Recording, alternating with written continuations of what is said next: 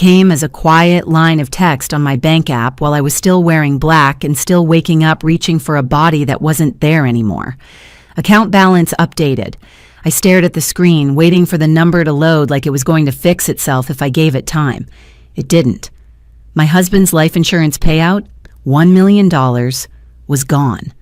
Not pending, not processing, gone. For a second, my brain tried to protect me with denial.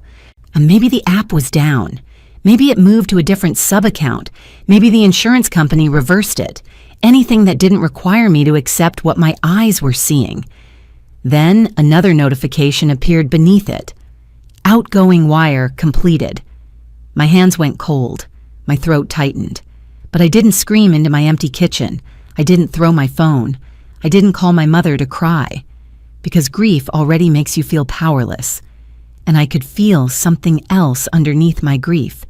Into pattern. My parents had been circling the payout since the funeral. Not openly. Not in a way that sounded like theft. They did it the way they always did. With concern that had teeth. "You can't be trusted with that kind of money right now," my mother had said softly at the reception, hand on my shoulder like she was comforting me. "You're fragile." My father had nodded like it was objective. "People make mistakes when they're emotional," he'd said. "Let family help." My sister, Brooke, had stood behind them in a new coat she couldn't afford, lips pressed into a pretend sad line, eyes flicking toward my purse like she wanted to see my phone screen. I hadn't argued then. I'd barely spoken. I just wanted to survive the day. Now I was standing alone in my kitchen with my husband's money erased, and I understood what their help had really meant. I put my phone down and stared at the counter until the shaking in my hands stopped. Then I opened my laptop, logged into my bank portal and pulled up the transaction details, wire amount, the exact payout, receiving bank, a domestic institution I didn't recognize, receiving entity, Seaside Bay Holdings, LLC. My pulse hit once, hard, then steadied, because I didn't need to guess who was behind an LLC with a name like that. I needed proof. I called the bank's fraud line first, not my parents, not my sister. Not a friend. The bank. A calm voice answered after 2 rings. "Fraud prevention." "And how can I help you?" "My beneficiary account had an outgoing wire I did not authorize," I said, voice flat. "I need the wire recall initiated and I need the trace details." There was a pause in typing. "Ma'am," the agent said carefully, "the wire shows as authorized on file." "I did not authorize it," I repeated. "According to the notes," she said, "we received executed forms with signature verification." My jaw tightened. "What forms?" I asked. "Wire authorization and a beneficiary account maintenance form," she replied. "Maintenance. The word people hide crimes inside." "Email me the documentation and the signature comparison record," I said. "We can't email sensitive documents," she said. "You'll need to come into a branch with identification." "Fine," I replied. "Which branch handled it?" Another pause. "It was processed through our private client desk downtown," she said. Downtown. On the same branch my parents loved because it had soft chairs and people who called them sir and ma'am with respect. I ended the call, grabbed my ID, grabbed my husband's death certificate copy from the folder I kept by the door, because grief turns paperwork into survival, and drove. On the way, my phone buzzed with a text from my mother, checking in. "You okay today?" I didn't answer, because she wasn't checking in. She was checking whether I'd noticed yet. At the bank, or in the lobby smelled like polished wood and expensive perfume. A greeter smiled too brightly, then saw my face and the black dress, and softened into professional concern. "I need the private client desk," I said. "Now." A few minutes later, a man in a navy suit introduced himself as Graham Voss, branch manager. He led me into a glass-walled office and closed the door gently like he was trying to protect my feelings. I didn't need my feelings protected. I needed the wire trail. "Ms. Carter?" he asked. I corrected him immediately, calm. It's Naomi Hale. He nodded. Okay, what can I do for you? My husband's life insurance payout was deposited into my beneficiary account, I said. It vanished overnight by outgoing wire. I did not authorize it. I want the wire trace, the submitted forms, and the identity verification logs. Graham's fingers moved across his keyboard. His expression stayed neutral at first, routine.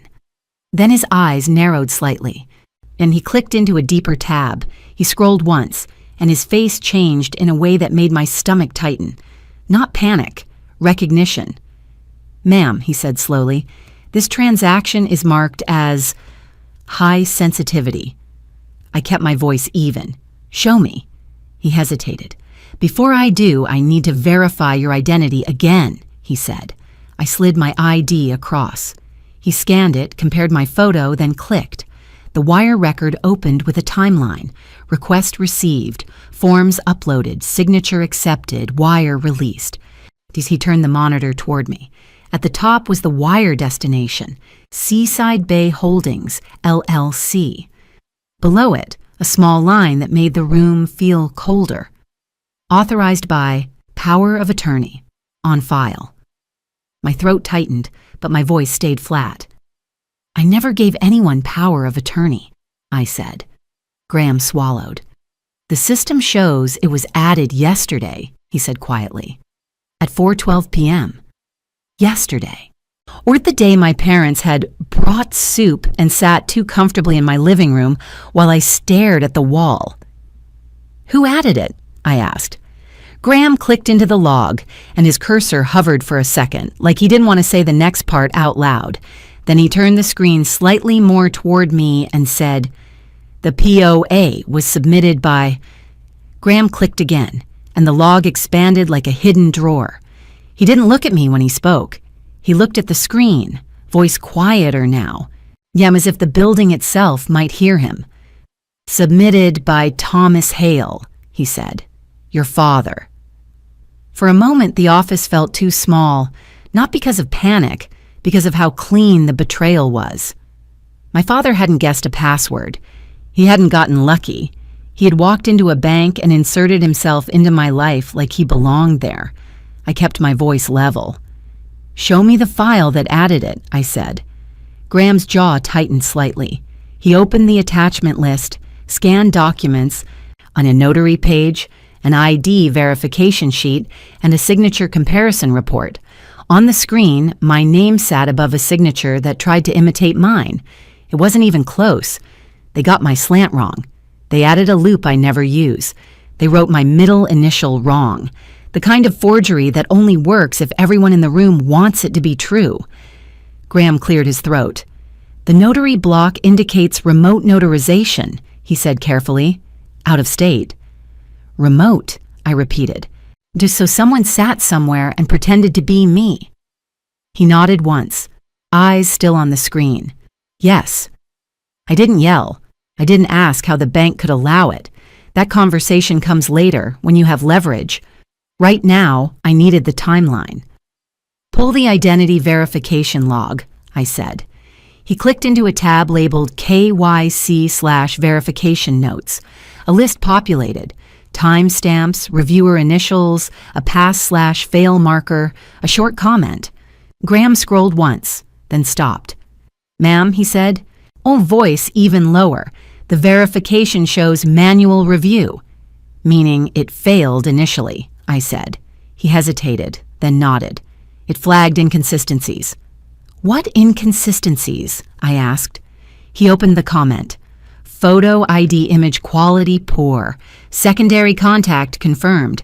Manual override approved. Approved by who? Graham's cursor hovered a fraction of a second before he clicked. Then he turned the screen toward me again. Manual override approved by Elaine Hale. My mother. And of course it was my mother. My father pushed the document in with his smug confidence. My mother played the soft voice on the phone. The I'm just helping my grieving daughter tone that makes people stop asking questions. My hands went cold, but my posture stayed still. Yesterday at 4:12, I said. That's when the POA was added. Graham nodded. That's the timestamp, he confirmed. I exhaled slowly through my nose. Now pull the wire, I said. Full trace. Who initiated it, what internal desk released it, and the final beneficiary path. Graham's eyes flicked up. You want the audit trail, he said. Yes, I replied. Every hop. He clicked into the wire module and the screen changed into something colder. Routing numbers, compliance codes, release approvals. He scrolled, then pointed. The wire request was submitted under the POA profile, he said, released by our private client operations desk. And where did it go? I asked, still calm. Then he clicked into the receiving details. Seaside Bay Holdings, LLC, he read. Account ending in 806. That's just the first stop, I said. Keep going. Graham paused. There's an addendum, he said, and opened a linked document. A settlement statement, not a bank settlement. A closing settlement, the kind used for real estate. He scanned it and his face tightened. What is it? I asked. Graham swallowed. It's tied to a property closing, he said quietly. Or a waterfront condominium. My throat tightened, but my voice stayed flat. Put the address line on the screen, I said. He turned the monitor slightly more toward me. A luxury building name, a unit number, a city on the coast, and a purchase price that felt like a punch, even though I'd already lost the money. $950,000. I didn't need to ask who lived there. I could already see the champagne bubbles in my father's glass. Graham looked up at me carefully. Ma'am, he said, this looks like your funds were used as the source of closing. I nodded once. My sister, I said quietly.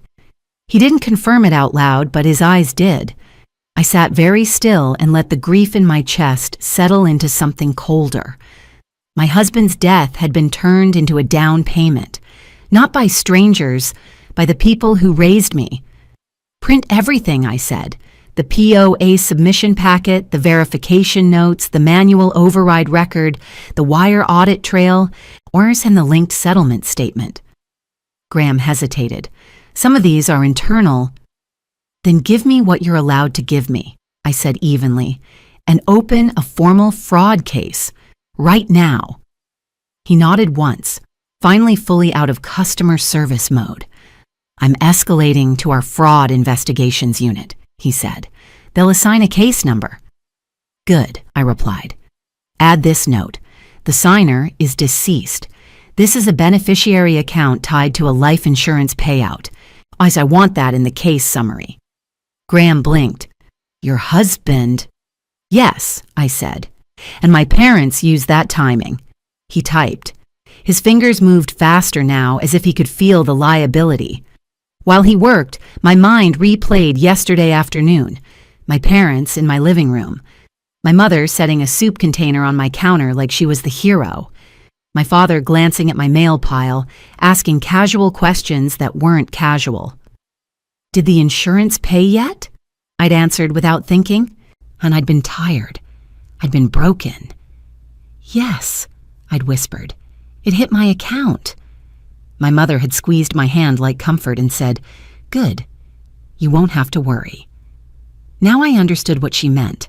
I wouldn't have to worry because they planned to worry for me. With my money. Graham's computer chimed. A new window opened. He stared at it for a long second, then straightened in his chair. The fraud case is created, he said. Who's assigned? I asked. He glanced down. Senior investigator, he said. But there's something else. He clicked again, and a red banner appeared across the top of his screen. Bold, institutional, not meant for customers. His breathing changed slightly. What? I asked. Graham didn't answer right away. He stared at the banner like it had just turned the floor to ice. Then he slowly rotated the monitor toward me and said, I need you to see this. Across the top, in harsh red letters, it was one line, Federal Hold Active. The red banner stayed pinned across the top of Graham's screen like a verdict. He didn't touch his mouse for a second, like moving too fast might make it worse. "Explain what that means," I said, voice even. Graham swallowed. "It means law enforcement has placed a hold on the funds connected to this wire," he said carefully. "It restricts movement. It restricts disclosure. It restricts everything." "So the money is frozen," I said. "Not in your account," he corrected quietly. "It left your beneficiary account when the wire released, but the receiving side, either the beneficiary account or the escrow layer, is under a federal hold." My throat tightened, but my posture stayed still. "Who placed it?" I asked. He shook his head once. "I can't see the agency name," he said. "Even if I could, I'm not authorized to disclose it. The system only shows the status and the escalation path." "Then show me the path," I said. Graham clicked into a small note icon under the banner. A box opened with a timestamp and a single instruction line. He stared at it, then rotated the screen toward me. "Hold placed, 7:19 a.m. Directive, route all inquiries to Financial Crimes Liaison. Preserve records. Do not notify subject. Do not notify subject." My hands went cold. "They weren't supposed to tell me," I said quietly. Graham's jaw tightened. "You're the account holder," he said, "and this started in your beneficiary account. But yes, there are restrictions on what we can say." I nodded once. "Then don't say anything you can't.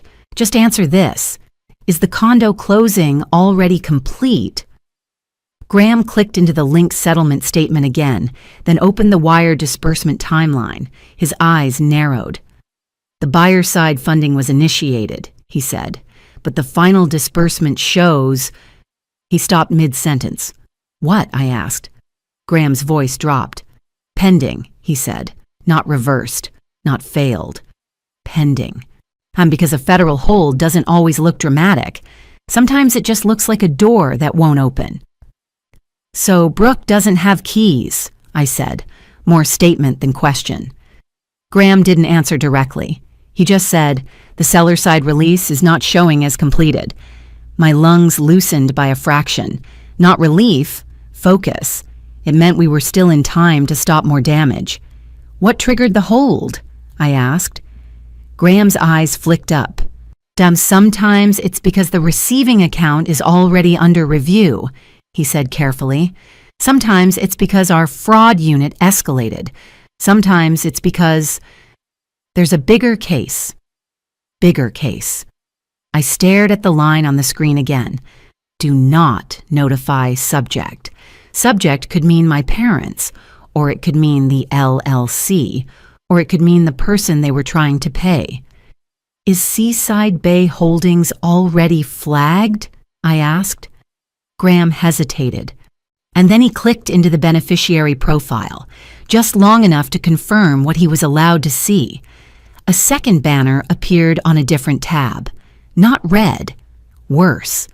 A dull gray box with institutional language, enhanced review, law enforcement sensitive.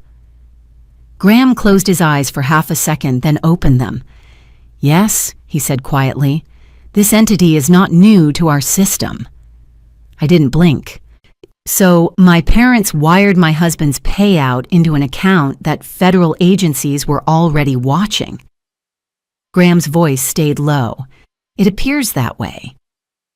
My grief sat in my chest like wet concrete, but the part of my brain that still worked, the part that could carry me through paperwork when I couldn't carry myself through mornings, locked onto a single thought. They didn't just steal from me. They stepped into something bigger than them, and they did it with their names on the forms. "Or Graham," I said, "I want a complete preservation packet. Everything you showed me, every time stamp, every document image, every internal note you're allowed to print." He nodded, already moving. "I can produce a customer-facing fraud summary and certified copies of the submitted POA packet," he said. "Internal notes are restricted, but I can include the time of the federal hold and the case reference." "Do that," I said. And I want the bank to send a formal notice to the title company that the funds are disputed and subject to an active fraud investigation. He paused. That will trigger alarms, he said carefully. Good, I replied. I want alarms. Graham typed. A printer behind him came alive, feeding paper through like it was hungry. He collected pages and assembled them into a thick stack, then added a cover sheet on bank letterhead. A fraud case summary. Beneficiary wire dispute account. Holder Naomi Hale incident. Type unauthorized POA+. Wire status. Federal hold active. He slid it across the desk. Then he did something I didn't expect. He opened a drawer, pulled out a plain manila folder, placed the stack inside, and sealed it with a strip of tamper tape. Then he signed across the tape with his name and date, like chain of custody mattered even before law enforcement asked. This, he said quietly, is what I can give you without violating our protocols. I touched the folder lightly, not because it was fragile, because it felt like the first solid thing I'd held since the funeral. What happens next? I asked. Graham exhaled slowly. Our financial crimes liaison will coordinate with the agency that placed the hold, he said. We'll comply with any subpoena or preservation request. And me? I asked. He looked at me for a beat. You can file a police report, he said. But given the federal hold, this is already beyond local. I nodded once. I'm not going local, I said. Graham's eyes tightened in a way that wasn't judgment. It was recognition. I need one more thing, I added. The exact time my mother approved the manual override. He clicked back into the verification notes. 4:16, he said. Call recorded on our system. The reviewer noted, mother assisting grieving daughter. I felt my jaw tighten. Print that line, I said. He did. A small or ugly sentence on a clean white page. My mother's lie turned into bank language. Graham placed it in the folder. Then his desk phone lit up. Not his cell, not an internal extension, a line labeled liaison. Graham stared at it like it had weight. He answered, voice formal. Graham Voss. He listened for 3 seconds. His posture changed. Yes, he said, she's here. My skin went cold again. Not fear, anticipation. Graham's eyes flicked to me, and he covered the receiver with his palm.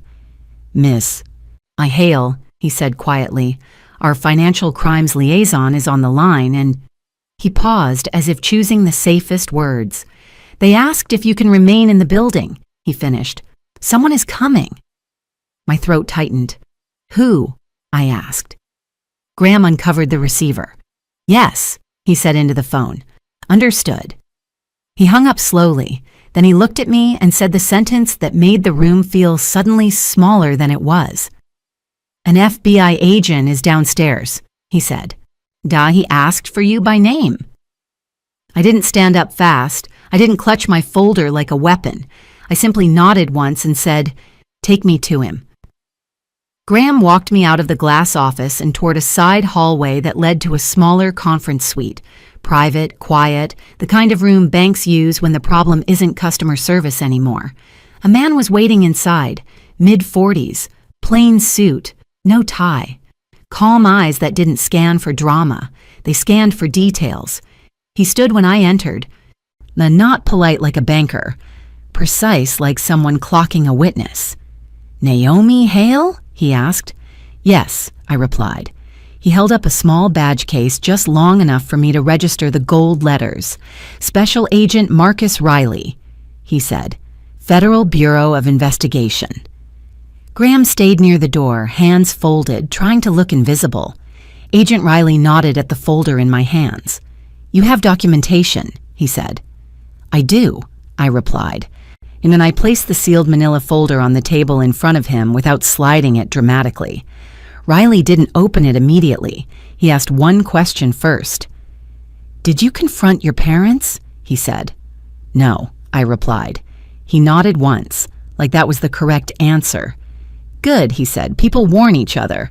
We prefer they don't. I kept my voice steady.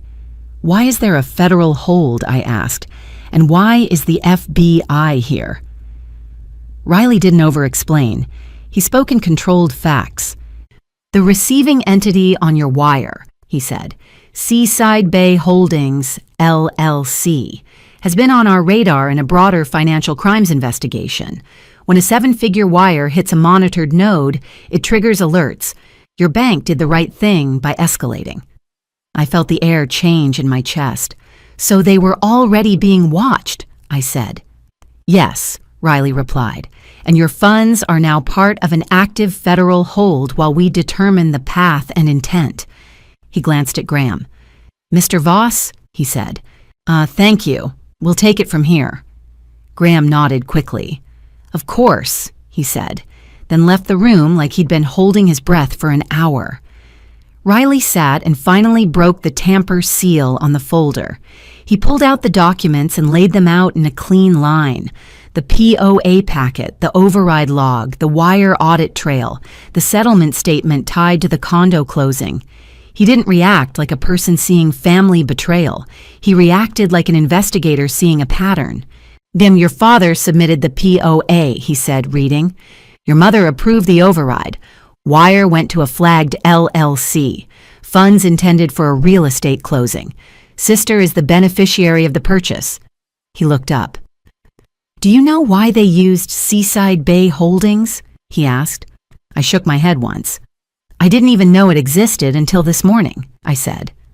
Riley nodded, then pulled a small notebook from his jacket. We'll determine that, he said. For now, I need you to answer a few questions cleanly. I didn't blink. Go ahead. Your husband's name, he said. I said it. Date of death, he said. I said it. Insurance carrier and policy number, he said. I gave it. Did you sign any power of attorney? He asked. No, I replied. Did you ever authorize your parents to manage your finances? He asked. No, I said again. They didn't have access. They had proximity. Riley's eyes narrowed slightly. Approval, not pity.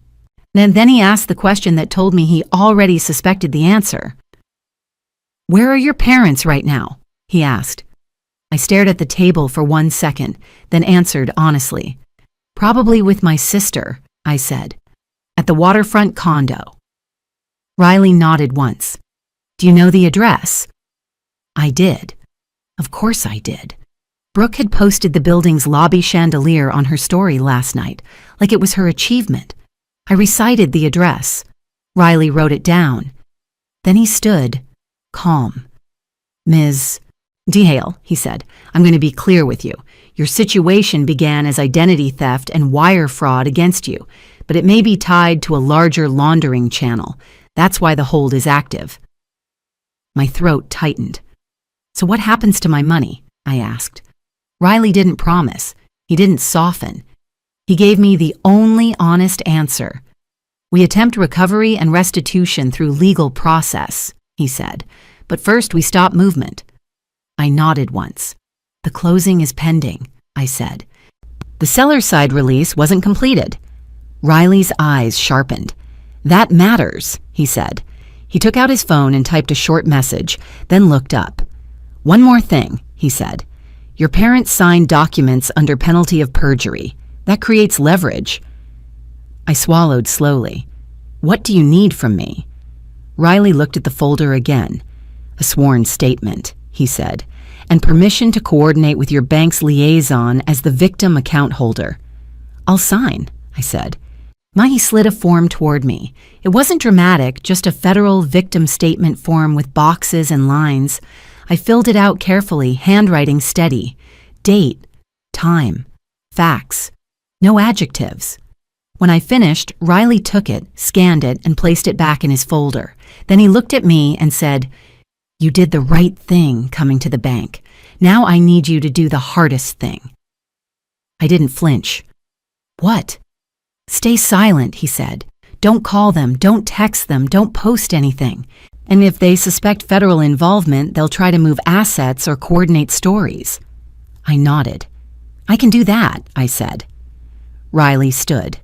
Good, he said, because we're going to speak to them before they speak to each other." He walked to the door, then paused and looked back at me. "Your sister's condo closing," he said, "was flagged this morning when the funds hit the monitored LLC. The title company has been told to pause disbursement pending verification." My chest loosened by a fraction, and then Riley added very calmly, "And your father's name is on more than just your wire packet." My stomach tightened again. "What do you mean?" Riley held my gaze. "I mean," he said, "this isn't the first time he's used forged authority to move money." He opened the door. "Ms. Hale," he said over his shoulder, "we're going to your sister's building now." I didn't go with Agent Riley, or not because I wanted distance, because he told me to stay silent and let the system do what it does best when it finally has clean evidence. So I stayed in the bank's private conference room while he moved. Graham returned 10 minutes later with a bottle of water and the same careful face people wear when they've stepped into something bigger than customer service. "Are you okay?" he asked softly. "I'm functioning," I replied. He nodded once, like he understood the difference. Not an hour passed with the kind of silence that feels loud. My phone stayed face down on the table. No texts, no calls, nothing from my parents, because they still believed they controlled the narrative. Then Graham's desk phone rang again. He answered, listened, and his expression changed. "Yes," he said. "Understood." He hung up and looked at me. "Ms. Hale," he said, voice low, "the liaison says the hold is expanding." "Expanding," I repeated. He nodded. "Additional related accounts are being restricted." I didn't ask which ones. I already knew where this would go. The condo closing account, the LLC, any funnel my parents had been using. My phone buzzed at that exact moment, like the universe was syncing the timeline on purpose. A text from my father. "Bank glitch. Don't panic, we'll fix it." I stared at the message without replying, because he didn't know it wasn't a glitch. He was about to find out it was a net. 20 minutes later, my sister called. I let it ring out. Then she texted, "Why aren't you answering?" "Mom's freaking out. The condo people say funds can't be verified." I didn't reply. And then my mother called. I let it ring too, because silence was the only safe move. Any response would warn them that the bank wasn't their playground anymore. Another hour passed. Then the bank's conference room door opened and Agent Riley stepped back in. He didn't look triumphant. He looked precise, like a surgeon finishing a procedure. Behind him was another man in plain clothes carrying a slim laptop bag. "Ms. Hale," Riley said, "this is Special Agent Linton, Financial Crimes Task Force." Agent Linton nodded once, neutral. Riley sat across from me and placed a thin stack of papers on the table. "Here's what happened," he said. He tapped the first page. "Your wire hit Seaside Bay Holdings," he said. "It triggered a federal alert. We contacted the title company handling your sister's condo closing. They placed an immediate pause on disbursement." He tapped the second page. "We contacted the bank holding the receiving account for Seaside Bay Holdings. They complied with a hold. Funds are frozen pending seizure proceedings." I felt my throat loosen by a fraction. "So the money is still there," I said quietly. Riley didn't promise. He corrected with precision. "A portion is still there," he said. Enough to stop the closing, enough to establish the path, but your father attempted secondary movement." "Where?" I asked. Riley glanced at Linton, then back to me. "He tried to move remaining funds through a second LLC at 8:03, he said. "That attempt failed because the hold expanded." My jaw tightened. "So he knew," I said. "He felt something," Riley replied. "Banks don't freeze 7 figures quietly. People notice." He slid another page forward. "We went to your sister's building," he said. "We interviewed the title officer and obtained the settlement file. We then contacted building security and obtained lobby footage." I didn't ask what the footage showed. I could already see my parents holding champagne like it was a trophy. Riley didn't make me guess. He gave me the clearest line. Your father and mother presented themselves as your authorized representatives, he said. They attempted to pressure the title company into releasing funds despite the pause. Did it work? I asked. No, Riley said simply, because the hold was active and the title officer documented the interaction. He paused, then added, Your sister was present. I felt my stomach tighten again. Was she involved? I asked. Riley didn't overstate. She benefited, he said. We're determining knowledge and intent. Agent Linton opened his laptop and turned it slightly toward Riley. On showing a list of entries with timestamps and account identifiers blurred, Riley nodded once, then looked at me again. Now, he said, here's the part that matters for you long term. He tapped another page. Your father's name appears on additional suspicious transactions through Seaside Bay Holdings going back months, he said. Your wire wasn't the first, it was the largest. My chest tightened. So he's been doing this, I said. Yes, Riley replied. Which means we're not treating this as family theft. We're treating it as part of a financial crimes pattern. He leaned forward slightly. Ms. Hale, do you want to pursue restitution through the criminal case and a parallel civil action? Yes, I said immediately. No hesitation. Riley nodded, satisfied. Good, he said, because the fastest path to recovery is often through seizure and restitution orders once charges are filed. And my parents, I asked, what happens to them? Riley didn't celebrate. He stated, Your father will be interviewed under warning, he said. Your mother as well. Based on what we have, POA forgery, identity impersonation, wire fraud attempt, and pattern activity, charges are likely. My throat tightened. And the condo? I asked. Riley's eyes stayed steady. The condo closing is not happening, he said. The seller has been notified funds are under federal hold. The purchase contract will collapse unless legitimate funding appears. I exhaled slowly. Brooke's waterfront fantasy was dissolving in real time. Agent Linton closed his laptop and said one sentence, calm, clinical. Your sister is already trying to list the condo furniture for sale online, he said. I blinked once. How do you know that? Riley answered flat. Because when people feel the net tighten, they try to liquidate anything they can still touch. I sat still and let the words settle. My husband's death had been treated like an opportunity. They'd tried to convert grief into real estate before the ink on the death certificate felt dry. Riley stood and slid a card across the table. Victim specialist contact, he said, and my direct number. If they contact you, do not engage. Forward it to us. I took it, nodded once. In the weeks that followed, the federal hold turned into formal seizure proceedings. The receiving LLC account was frozen, and the title company's pause prevented the condo disbursement from completing.